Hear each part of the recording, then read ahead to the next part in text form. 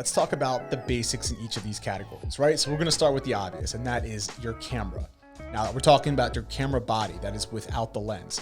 There are gonna be plenty of options of things that you can buy, from cameras with crop sensors to full frame sensors, different megapixels, and on and on and on and on. If you wanna do a deep dive into the specifications of different cameras, there's a lot of resources, but I'm gonna talk about just the basics that you need to get the job done right.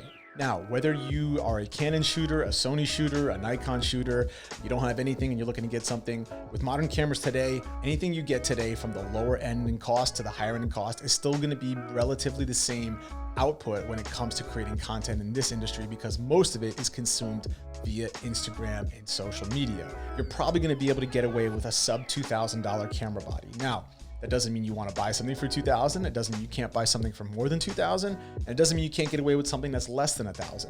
Your money is going to be better spent on things like your lighting, your memory card, multiple batteries, and a really good lens. And to be honest, to achieve what you're trying to get, the differences aren't going to be that great from this flash to that flash, this camera to that camera. It's really going to be knowing how to use your camera and making the most out of it, especially when it comes to utilizing lighting and understanding the science behind that. Now, me personally, I shoot with something called a Canon R5C.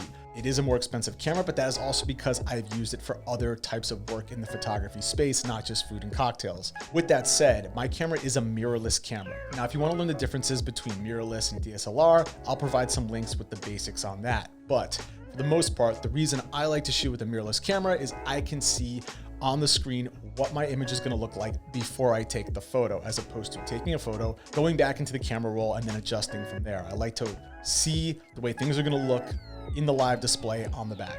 It's also the most modern technology when it comes to cameras, and most of them these days are going to be a mirrorless camera, whether you're shooting on a crop sensor camera or a full frame camera.